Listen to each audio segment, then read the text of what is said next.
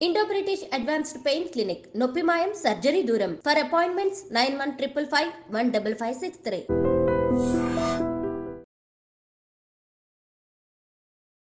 Namaste, welcome to I Dream Inside Politics with Kavita.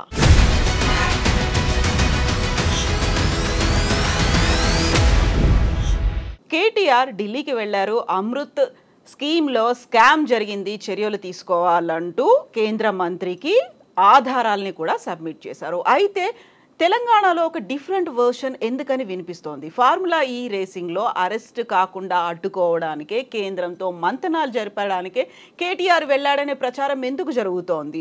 ఓవరాల్గా next ఏం జరగబోతోంది? ఈ తెలంగాణ రాజకీయాలు ఢిల్లీలో ఎందుకు జరుగుతున్నాయి? ఢిల్లీ ఎందుకు వేదికగా మారింది? మనతో పాటుగా ఉన్నారు బీఆర్ఎస్ అధికార ప్రతినిధి క్రిషాంక్. నమస్తే. యాక్చువల్గా ఢిల్లీ అనేది యూజువల్గా ఒక కేంద్రం ఉంటుంది, లేకుంటే మనకు రాష్ట్రానికి రావాల్సినటువంటి పెట్టుబడులు, లేకుంటే ఇక్కడ బడ్జెట్ కోసమో ప్రాజెక్టుల కోసమో వెళ్తారు అనుకుంటే, ఇప్పుడు డిఫరెంట్ రాజకీయం కనిపిస్తుంది. ఇక్కడ ఉన్నటువంటి ప్రభుత్వం, ప్రతిపక్షం ఒక ఢిల్లీని వేదికగా చేసుకున్నాయి అనేది అనిపిస్తుంది. ఇప్పుడు కేటీఆర్ అసలు ఎందుకు వెళ్ళారు ఢిల్లీకి? అంటే ఒకటండి, అమృత్ టెండర్స్ విషయం మీద గత కొన్ని నెలల నుంచి కేటీఆర్ గారు మాట్లాడుతూ ఉన్నారు. ప్రెస్ కాన్ఫరెన్సెస్ పెట్టినాం, ఆధారాలతో సహా అవన్నిటిని కూడా ఎక్స్పోజ్ చేసినాం. కొంతకాలం నుంచి కేంద్ర ప్రభుత్వం అపాయింట్మెంట్ కూడా కోరుతున్నాం. సో ఇటీవల మాకు మనోహర్ లాల్ ఖట్టర్ అంటే ఫస్ట్ ఇనిషియలీ లెటర్ పంపించండి అని అంటే, లేదు పర్సనల్గా కూడా ఎక్స్ప్లెయిన్ చేయాల్సిన అవసరం ఉంటుంది అనేసి అపాయింట్మెంట్ సీక్ చేయడం జరిగింది. ఆ అపాయింట్మెంట్ తర్వాత కూడా ఎందుకంటే మేము వెయిట్ చేసినాం. బండి సంజయ్ గారు ఎందుకంటే వారు ఎంఓఎస్ హోమ్, ఈడీ ఇవన్నీ కూడా వాళ్ళ చేతిలో ఉంటాయి, సిబిఐలు ఇవన్నీ కూడా తన చేతిలో ఉంటాయి. వాళ్ళు ఏమన్నా ఎంక్వైరీ ఇనిషియేట్ చేస్తారని అంటే ఇనిషియేట్ చేయలేదు. వాళ్ళు ఇనిషియల్గా మాట్లాడారు, తర్వాత దాని విషయం మీద సైలెంట్ అయిపోయారు. ఆ ఆధారాలు దొరికిన తర్వాత కేటీఆర్ గారు, ఎందుకంటే ఒక లాజికల్ కంక్లూజన్ దీని విషయం మీద ఉండాలి, మరి ఈ టెండర్స్కి సంబంధించిన ఏదైతే శాఖ ఉన్నదో ఆ మంత్రి గారిని, కేంద్ర మంత్రి గారిని, అర్బన్ హౌసింగ్ అర్బన్ అడ్మినిస్ట్రేషన్ చూసుకునే మనోహర్ ఖట్టర్ గారిని కలవడం జరిగింది. ఇవన్నిటిని కూడా ఆధారాలు వారికి ఇవ్వడం జరిగింది. అంటే పర్టికులర్లీ ఏంటిదంటే ఒక misuse of office of profit, misuse of office, ఎట్లా కరప్షన్ చేస్తున్నారు అనేది ఇవాళ చాలా బ్లేటెంట్గా కనబడుతున్నది. ఇందులో పర్టికులర్గా రేవంత్ రెడ్డి గారు వాళ్ళ చుట్టూ రివాల్వ్ అవుతున్నది. స్వచ్ఛ బయో 1000 కోట్ల దాని మీద నేను ఆల్రెడీ పర్సనల్గా పోయి ఈడీలో కంప్లైంట్ చేయడం జరిగింది. మళ్ళీ కూడా ఫాలోఅప్ చేస్తాం, వారిని డిమాండ్ చేస్తాం. ఈడీ ఏమైంది, ఇప్పటి వరకు నోటీసులు ఇవ్వలేదు. ఎందుకంటే ముఖ్యమంత్రిగా ఉండి మీరు ఎట్లా మీ సొంత బ్రదర్తోని అమెరికా దాకా పోయి 1000 కోట్ల ఒప్పందాలు ఎట్లా చేసుకుంటారు? సేమ్ థింగ్ కర్ణాటకలో అదే ఉన్నదిగా కవిత గారు. ముఖ్యమంత్రిగా సిద్ధరామయ్య గారు ఉండి మ్యూడా స్కామ్ వారి మీద ఆరోపణలు ఉన్నాయి. వారి వైఫ్, ల్యాండ్ అలాట్మెంటు ఇవన్నీ కూడా చాలా అక్కడ బ్లేటెంట్గా కనిపించిన తర్వాత హానరబుల్ హైకోర్టే ఇన్వెస్టిగేషన్కి గ్రీన్ సిగ్నల్ ఇచ్చింది. The same thing here. Himanta Suren గారి మీద కూడా ఆరోపణలు ఉండే, ముఖ్యమంత్రిగా ఉంటూ కొన్ని ప్రైవేటు మైనింగ్ కాంట్రాక్ట్స్ ఇచ్చిరు అని వారి మీద ఆరోపణలు ఉండే. ఇక్కడ డైరెక్ట్గా ముఖ్యమంత్రిగా ఉండి అమెరికాకు పోయి సొంత బ్రదర్ కంపెనీతోని, ఆ కంపెనీ ఫైనాన్సెస్ సంగతి ఏంది, ఆ కంపెనీ మొదలైందే 1 సంవత్సరం లోపు, అప్పుడు వాళ్ళకి ఎట్లా 1000 కోట్లు పెట్టుబడి పెడతారు అనేది ఈ క్వశ్చన్స్ రిలవెంట్. అది స్వచ్ఛ బయోది. తర్వాత ఇక్కడ షోదా కాంట్రాక్ట్ యాన్యువల్ స్టేట్మెంట్ చూసుకుంటే కేవలం 2 కోట్ల కంపెనీ వాళ్లకు 1137 crores ఎట్లా టెండర్ వాళ్ళకు ఇస్తారు? వయలేట్ చేసి ఎట్లా ఒక కంపెనీకి ఇస్తారు? It is absolutely misuse of office. So వీటి విషయం మీద దర్యాప్తు చేయాలి. తక్షణమే ఫస్ట్ ఆ అమృత్ కాంట్రాక్ట్లను మీరు రద్దు చేసి మీరు విచారణ చేపట్టండి అని ఇవాళ ఢిల్లీకి వెళ్ళడం జరిగింది. కేంద్ర మంత్రి గారిని కలవడం జరిగింది. అయితే దానికి వీళ్ళు వేసే ఆరోపణలు ఇక విచిత్రంగా ఉన్నాయి. కేటీఆర్ గారు ఏదో ఢిల్లీకి పోయి ఆ ఫార్ములా ఈ విషయం మీద అనేసి అంటున్నారు. అరెస్ట్ కాకుండా చూడమని కేంద్రంతో మంతనాలు జరిపారు, బేరసారాలు అవుతున్నాయి, కాళ్ళు పట్టుకున్నారు. కేంద్రం ఫైల్ చేసిందా ఫార్ములా ఈ కేసు? కాకుంటే అక్కడ ఏసీబీ వస్తుంది, ఈడీ కూడా రంగంలోకి దిగుతుంది అన్నప్పుడు కొంచెం ఇంటర్వ్యూన్ అవ్వమని కేంద్రం దగ్గరికి వెళ్ళారు అనేది మేము అనేది. అసలు ఎఫ్ఐఆర్ ఎవరు వేసారు? మేము ఎందుకు రియాక్ట్ అయినాం మొన్న కేటీఆర్ గారు అంటే, ప్రధాన పత్రికలు, ప్రధాన ఛానల్స్ ఆగో వచ్చే నీ దగ్గరకు వచ్చే అరెస్ట్ చేసే ఇంట్లో ఫార్ములా ఈలో ఏదో ఉందని ఫ్రంట్ పేజ్లలో రాసినప్పుడు ఒక బాధ్యత గల పార్టీలో వర్కింగ్ ప్రెసిడెంట్గా తెలంగాణ ఎమ్మెల్యేగా ప్రజాప్రతినిధిగా ఖచ్చితంగా సమాధానం చెప్పాలి. ఇష్టం వచ్చినట్టు కథనాలు రాస్తున్నారు కాబట్టి ఫార్ములా ఈ అనే ఏదైతే ఆ క్రీడను అంతర్జాతీయ స్థాయి గల మోటార్ రేసింగ్ని ఇక్కడ తీసుకొని వచ్చినాం. అందులో అసలు స్కామే లేదు. 55 కోట్లు లైసెన్స్ ఫీలు అక్కడ జమ చేయడం జరిగింది. దాన్ని ఉదాహరణకు మీరు చూస్తే తమిళనాడు ఆల్సో హ్యాస్ కండక్టెడ్. వాళ్ళు ఫార్ములా 4 కండక్ట్ చేశారు. 42 కోట్లు లైసెన్స్ ఫీ కానివ్వండి ఇవన్నీ కూడా ఇచ్చారు. గతంలో ఎన్నో కూడా ఇప్పుడు రేవంత్ రెడ్డి గారు ఒలింపిక్స్ చేస్తా అని అంటున్నారు. రూపాయి ఖర్చు పెట్టకుండానే ఒలింపిక్స్ అవుతాయా?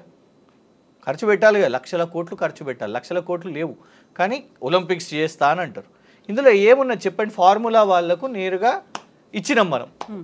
ఇంకా ఇక్కడ ఏమంటారు, దీని మీద క్యాబినెట్ డిసిషన్ తీసుకునేది ఉండే అని.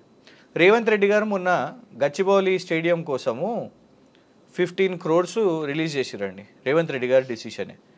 ఇంకా ఇన్ఫ్యాక్ట్ ఏమన్నారంటే స్టేడియంస్ని పెళ్లిళ్ళ కోసము ఫంక్షన్స్ కోసం చెయ్యొద్దు అని రేవంత్ రెడ్డి గారే స్టేట్మెంట్ అన్నారు కదా. నువ్వు 15 crores పెట్టినావు, మంచిదే. ఎవరి డిసిషన్ తీసుకొని పెట్టినావు? క్యాబినెట్ డిసిషన్ తీసుకున్నావు? తీసుకోలేదు. ఆ తర్వాత నాకు తెలిసి మ్యూజిక్ డైరెక్టర్ దేవిశ్రీ ప్రసాద్ గారి ప్రోగ్రామ్ కూడా ఆ తర్వాత, ఎందుకంటే చీఫ్ గెస్ట్గా పిలిచింది రేవంత్ రెడ్డి గారిని, అదే గచ్చిబౌలి ఫంక్షన్లో. మరి 15 కోట్లు వేస్టేజా? కేటీఆర్ గారితో వేస్టేజ్ అయిందా ఈ 55 crores? It has brought 700 crores revenue income economy to Hyderabad. Advertisements, హోటల్స్లలో అంతర్జాతీయ స్థాయి వాళ్ళు ఇక్కడికి రావడం, ఎన్నో రకాలతోని రెవెన్యూ బూస్ట్ అయిందని మేం కాదు, అంతర్జాతీయ స్థాయి బిజినెస్ వాణిజ్య పత్రికలు ఏదైతున్నాయో వాళ్ళు స్టడీ చేసి రిపోర్ట్స్ రిలీజ్ చేయడం జరిగింది. సో ఇవాళ 700 కోట్ల రెవెన్యూ తీసుకొని వచ్చినందుకు కేటీఆర్ గారిని జైలుకు పంపిస్తారా? పోనీ నరేంద్ర మోదీ గారిని మేము ఒకవేళ బతిమలాడుకుంటే ఇవాళ కేటీఆర్ గారు మాట్లాడిన మొత్తము ఆ స్పీచ్ను చూడమని చెప్పండి కాంగ్రెస్ వాళ్ళను. ఇద్దరిని అన్నారు, ఇద్దరి మధ్యలో ప్రేమ కహాని నడుస్తున్నది.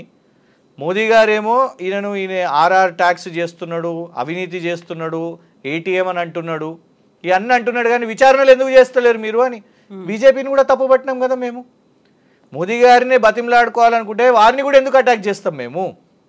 వీళ్ళిద్దరు జాతీయ పార్టీలు కూడా తోడు దొంగల్లాగా మారారు. మేము డెఫినెట్గా వీళ్ళిద్దరు అంశాలను కూడా బయట పెడుతున్నాం ప్రజల్లో.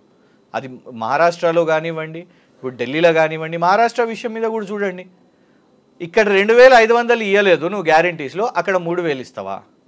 నమ్మేటట్టు ఉన్నదా? 4000 పెన్షన్ ఇక్కడ ఇవ్వలేదు, అక్కడ పోయి ఇస్తావా నువ్వు? 15,000 రైతు భరోసా, రైతు బంధు ఈ సంవత్సరం మొత్తం రాలేదండి రైతులకు. రుణమాఫీ చెప్పారు మీరు, అది కాలేదు చక్కగా, పోయి అక్కడ హామీలు ఇస్తున్నారు. ఇవన్నీ కాకుండా ప్రధానంగా వినిపిస్తున్నటువంటి చర్చలన్నీ కూడా ఈ అరెస్టులు, కేసులు, విచారణలు వీటి చుట్టే తిరుగుతున్నాయి తప్ప మీరన్నట్టుగా మిగతా వాటి గురించి ఏం మాట్లాడుకోవట్లేదు కదా. ఇవే హాట్ టాపిక్స్ అవుతున్నాయి. ఎవరు ఫస్ట్ అరెస్ట్ అవుతారు, లేకుంటే ఎవరి మీద చర్యలు ఉంటాయి, ఎవరు పాదయాత్రలు చేస్తారు, ఎవరి మీద బుల్డోజర్ ఎక్కుతుంది, ఇవే మాట్లాడుకుంటున్నాం కదా మనం అంతా. అంటే కవిత గారు మీరు గమనించండి, కేటీఆర్ గారు ఈ పక్కన పెడదాం, మాకు వాస్తవానికి ఫార్ములా గురించి మేము సంజాయిషి అంటే మా మీద పేపర్లలో రాసిరు కాబట్టి మేము మాట్లాడినాం. కానీ దానికంటే ముందు కేటీఆర్ గారు ఏ అంశాలు మాట్లాడారు? మూసి కూల్చివేతలు చేస్తున్నారు, బుల్డోజర్లు నడిపిస్తున్నారు అని అన్నప్పుడు వాటి గురించి మాట్లాడినాం. గ్యారంటీల గురించి మాట్లాడుతున్నది మేమే. రైతు బంధు నాకు తెలిసి రాష్ట్రంలో మాట్లాడుతున్నది దాని గురించి మేమే.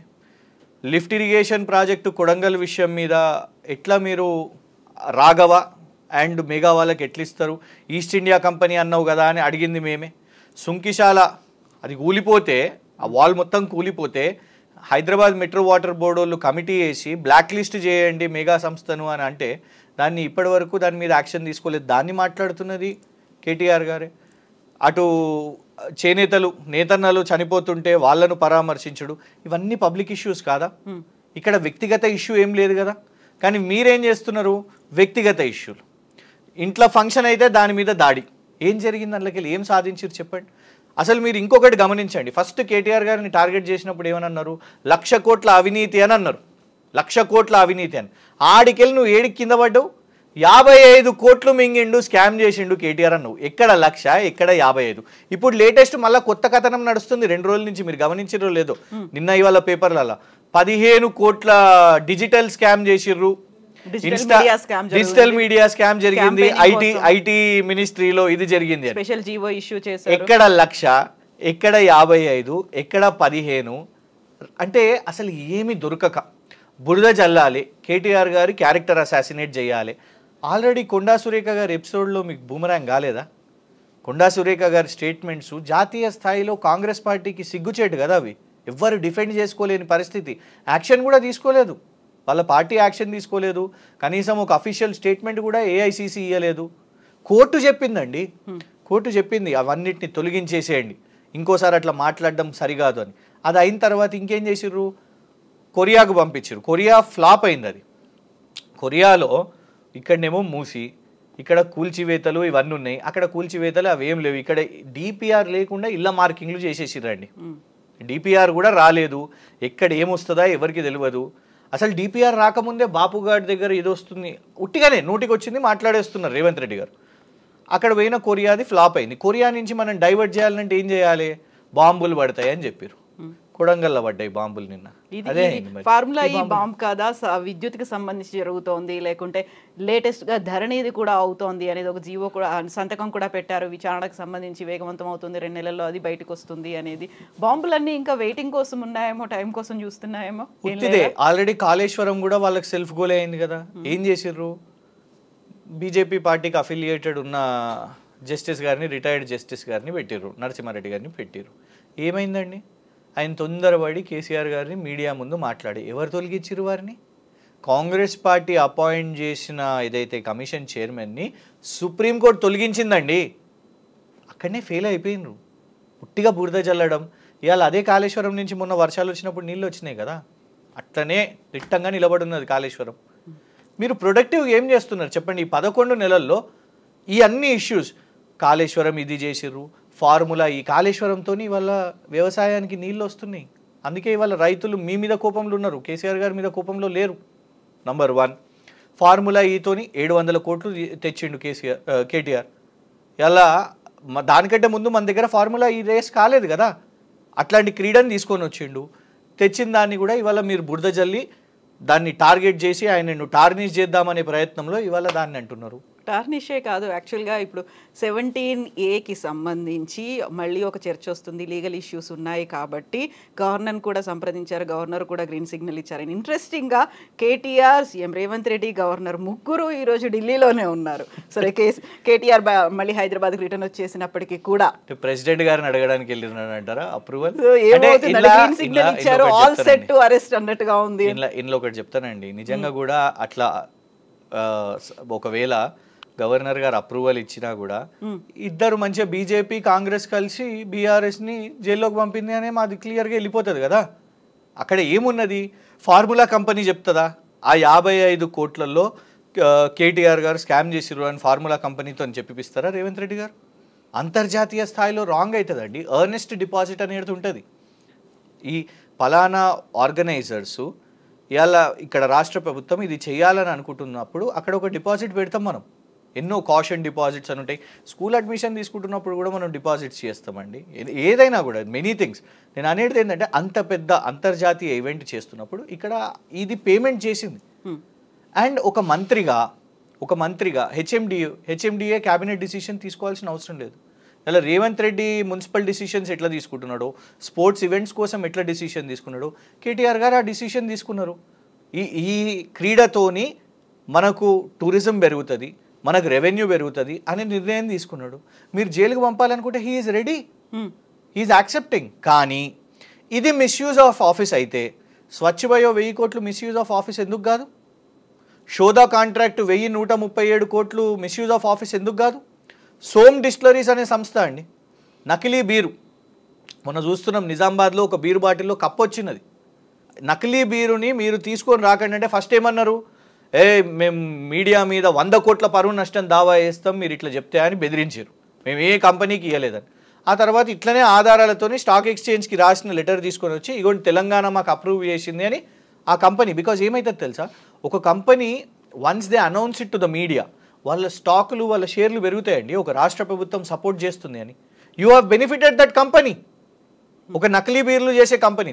తర్వాత మేము ఒత్తిడి పెట్టినందుకు, అదే సమయంలో మధ్యప్రదేశ్లో ఆ ముఖ్యమంత్రి కూడా వాళ్ళ లైసెన్స్ని సీజ్ చేసినందుకు, బాలల హక్కుల కమిషన్ కూడా ఆ కంపెనీని యాక్షన్ తీసుకున్నందుకు, అప్పుడు మీకు బుద్ధి వచ్చి అఫీషియల్గా కాదు ఒక పేపర్కి వాళ్ళకు అనుకూలంగా ఉన్న పేపర్కి లీక్ చేసింది, మేము దీన్ని ఆపిపెట్టినాము అనేసి. ఇది బీఆర్ఎస్ఏ కదా బయటికి తీస్తున్నది. మేము ప్రజలకు పనికొచ్చే ఇష్యూస్ని తీసుకుంటున్నాం, అవే రేజ్ చేస్తున్నాం. మీరు వ్యక్తిగతంగా కేసీఆర్ గారిని అరే పొద్దున్న లేస్తే సావు కోరుకుంటారా అండి ఎవరన్నా? ఎంత దారుణం కదా. ఆయన వయసులో పెద్ద వ్యక్తి, తెలంగాణ సాధించిన వ్యక్తి, తెలంగాణ కోసం కొట్లాడిన వ్యక్తి. నీ రోల్ ఏంటిది? ఆయన రోల్ ముందు అసలు నువ్వు కంపారిజనే కాదు. కేసీఆర్ గారిని కుక్క సాగు చేస్తావని అనడం న్యాయమా? కేటీఆర్ని జైల్లో వేయాలి, కేసీఆర్ చనిపోవాలి, ప్రజలు హర్షం వ్యక్తం చేస్తారా ఇట్లా? అబ్సల్యూట్లీ కాదు. సో మనిషి ఫ్రస్ట్రేషన్లో ఉన్నాడు. వీళ్ళు బయట ఉండొద్దు, వీళ్ళు మాట్లాడొద్దు. హరీష్ రావు, కేటీఆర్, కేసీఆర్ వీళ్ళు మాట్లాడొద్దు, రోజు వీళ్ళని తిట్టాలి. నువ్వు ముఖ్యమంత్రిగా ఉన్నావు, నువ్వు చేయి, పాలన చేయి. నువ్వు అన్నావు కదా ప్రజా దర్బార్ చేస్తా అన్నావు కదా, ఎన్నిసార్లు చేసిండండి ప్రజాపాలన? ఓపెనింగ్ అయిన రోజు 2-3 కాంగ్రెస్ కార్యకర్తలను కలిసిండు, ఆ తర్వాత మళ్ళీ ఒక్కరోజు చేయలేదు. అటువైపు కూడా ప్రజా దర్బార్ ఒక్కసారి కూడా పెట్టలేదు. గిదా యూటర్న్ సీఎం కేటీఆర్ ఈరోజు ఢిల్లీలో మాట్లాడుతూ జార్ఖండ్ సీఎం హేమంత్ సోరెన్ ఇలాంటి ఇష్యూస్తోనే ఆయన అరెస్ట్ అయ్యారని ఇలాంటి 2-3 ఎగ్జాంపుల్స్ చెప్తూ మీరు కూడా అరెస్ట్ అవ్వక తప్పని పరిస్థితి ఏర్పడుతుంది అనేది. ఫస్ట్ మేము విశ్వరూపం గురించి విన్నాం, కేసీఆర్ బయటకు వస్తారు జనవరిలో విశ్వరూపం అనేది. ఆ తర్వాత సడన్గా కేటీఆర్ అరెస్ట్ అవుతారని, ఈరోజు మళ్ళీ సీఎం రేవంత్ రెడ్డి అరెస్ట్ అవుతారని, బీజేపీ ఏమో ఇంకో మాట చెప్తోంది ఆయన ఉండరు దిగిపోతారు ఇంకొక సీఎం వస్తారని. యాక్చువల్గా కెన్ వి ప్రెడిక్ట్, మీకు ఇమాజిన్ చేసుకుంటే నెక్స్ట్ ఏం జరుగుతుందని అనిపిస్తుంది? 1 year కంప్లీట్ అయిన తర్వాత 25లో ఏది ఫస్ట్ జరగబోతోంది? అంటే పాలిటిక్స్లో ఫౌండేషన్ స్ట్రాంగ్ ఉండాలి. ఇక్కడ వీక్ సీఎం ఎందుకు? రెడ్ హ్యాండెడ్గా నల్ల సంచితోని 50 లక్షలతో దొరికింది. అది అందరికీ తెలిసిన విషయం. ఏదో ఒక రోజు దాని మీద అయితే తీర్పు వస్తుంది, ఇవాళ కాకపోతే రేపు వస్తుంది. అదొకటి. నువ్వు వచ్చిన పునాదులు అన్ని అబద్ధాలతోనే వచ్చినావు. నువ్వు నీ గ్యారంటీలని ఇవాళ మీ ఏఐసిసి అధ్యక్షుడే వద్దురా బాబు గ్యారంటీలు చెప్పకండి అని ఖార్గే గారు అంటున్నారు కదా. ఖార్గే గారు మొన్న ఏమని చెప్పిర్రు? కర్ణాటక ముఖ్యమంత్రిని ఉప ముఖ్యమంత్రిని కూర్చోబెట్టుకొని ఇష్టం వచ్చినట్టు నోటికి వచ్చినట్టు గ్యారంటీలు ఇవ్వకండి, ఇప్పుడు మహారాష్ట్రలో కూడా అదే పరిస్థితి అయ్యేటట్టున్నది అని భయపడుతున్నారు వాళ్ళు గ్యారంటీలకు. ఎవరో కాదు, మీ జాతీయ అధ్యక్షుడు ఖార్గే గారు మాట్లాడారు. నువ్వు ఆ గ్యారంటీలు చెప్పి ఇలా గ్యారంటీలు ఇక్కడ తెలంగాణలో మాట్లాడే పరిస్థితి ఉన్నదా చెప్పండి? నువ్వు మహారాష్ట్రకు పోయి చెప్తున్నవే ఇవాళ 2,500 రూపాయలు మహిళల గురించి మాట్లాడగలుగుతావా? 15,000 నువ్వు రైతు భరోసా అని చెప్పినావు, నువ్వు మాట్లాడగలుగుతావా? నువ్వు మాట్లాడలేవు. సో నీ అడ్మినిస్ట్రేషన్ ఫెయిల్ అవుతుంది. మమ్మల్ని ఎందుకు అంటారు కవిత గారు? సీఎం మార్పు అవుతుందని బీజేపీ వాళ్ళు అంటే ఒక్క క్యాబినెట్ మినిస్టర్ కండెమ్ చేసిండా చెప్పండి? ఇవాళ మూసీ కూల్చివేతలు, మూసీ విషయం మీదే మనం ఒక సెకండ్ మాట్లాడుకుందాం. మూసీ మీద ఫస్ట్ రివ్యూ మీటింగ్ చేసిండు, దుబాయ్కి వెళ్ళిండండి. ఈ మెయిన్ హార్ట్ అనే సంస్థ ఉన్నది కదా, అది పాకిస్తాన్ నుంచి మనీ లాండరింగ్ కేసు ఉంది, దాని మీద 3,000 కోట్లు రెడ్ ఇంటర్పోల్ నోటీస్ ఉంది. ఆ కంపెనీ వాళ్ళతోని పోయిండు. బిఫోర్ ఈవెన్ కాంట్రాక్ట్స్ ఒక ప్రైవేట్ కంపెనీతో పోవడం ఏంటిదో, మంచిగా ఇట్లా షర్ట్ని ఇట్లా కట్టి అందరం చూసినాం ఏంది సీఎం ఇట్లున్నాడు అని. ఆ కంపెనీ వాళ్ళతో ఉన్నాడు. నంబర్ 1. నంబర్ 2, అదే కంపెనీ వాళ్ళతోని మళ్ళా ఇక్కడ హైదరాబాద్లో సీఎం కార్యాలయంలో మీటింగ్ అయింది. నంబర్ 2. నంబర్ 3, అధికారులను కూర్చోబెట్టుకొని, కొందరు అధికారులను దానకిషోర్ గారిని వాళ్ళని కూర్చోబెట్టుకొని నంబర్ 3 సమావేశం. నంబర్ 4, పవర్ పాయింట్ ప్రెజెంటేషన్ ఇచ్చారు. పవర్ పాయింట్ ప్రెజెంటేషన్ ఇచ్చి ఇగోండి ఈ కంపెనీ ఇంత గొప్పది, ఈ కంపెనీ మీరు ఎట్లిట్లా చెప్తారు, కేసులు ఉన్నాయి దీని మీద అనేసి అదొకటి అయింది. నంబర్ 5, మొన్న ఒక 1/2 కిలోమీటరు పాదయాత్ర. రైతులే చెప్తున్నారు అక్కడ ఒక్కరు కూడా ఉండరు. ఇవాళ అంటున్నారు ఇక్కడ ఇల్లు మార్కింగ్లు చేసి ఇక్కడ ఇల్లు కూలుస్తున్నావు, నువ్వు అక్కడెవరిని వేయగలిచినావు అని. ఈ 5 నేను ఎందుకు చెప్పినాను తెలుసా? మూసీకి చెందిన మరి ఇరిగేషన్ శాఖకున్న ఇరిగేషన్ మంత్రి గారి 5 దగ్గర కూడా మీకు ఎక్కడ కనబడరు. యాదాద్రి ఆలయం దగ్గర కనబడతారు కానీ మూసీ పాదయాత్రలో కనబడరు. ఈ మెయిన్ హార్ట్ అనే సంస్థతో జరిగిన సమావేశంలో కనబడరు, పవర్ పాయింట్లో కనబడరు, రివ్యూలో కనబడరు. అర్థం ఏం చేసుకోవాలి మనం?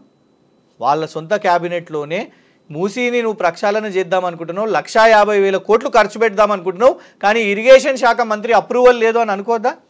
ఆలోచన రాదా? ఇవాళ అట్లాంటి అడ్మినిస్ట్రేషన్ నేను నడుస్తున్నది, ఒక failed administration.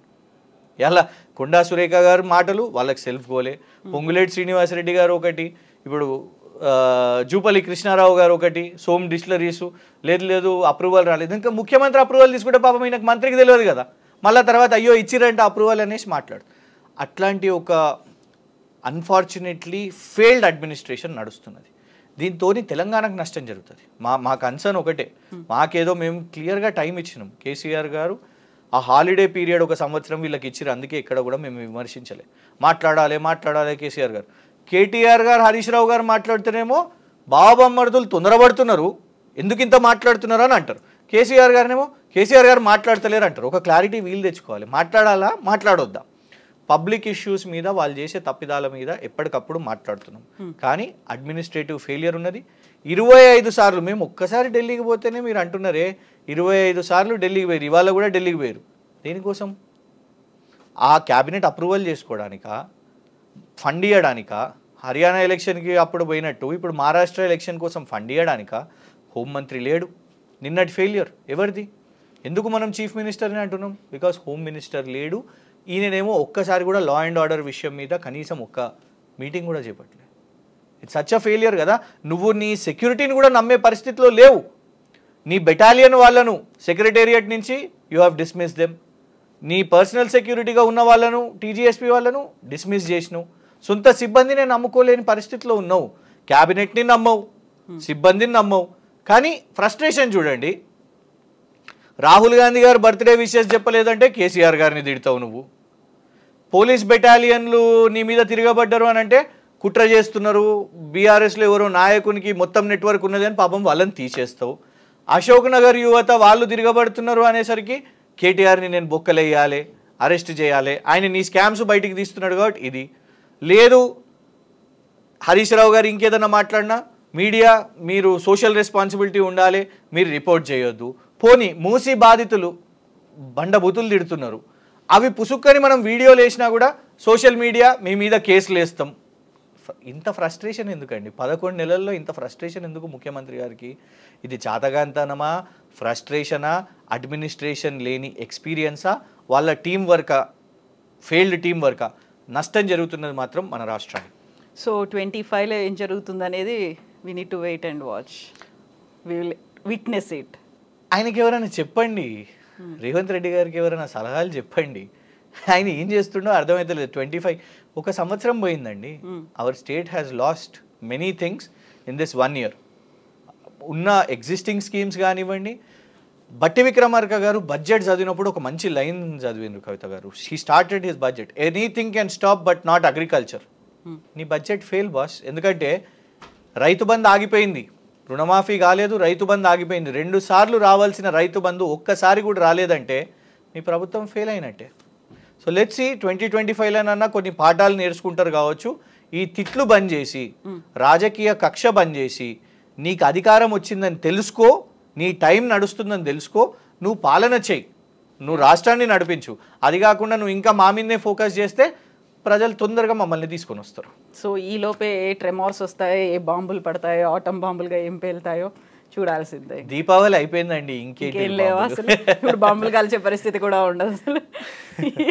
Thank you so much Krishank, thank you.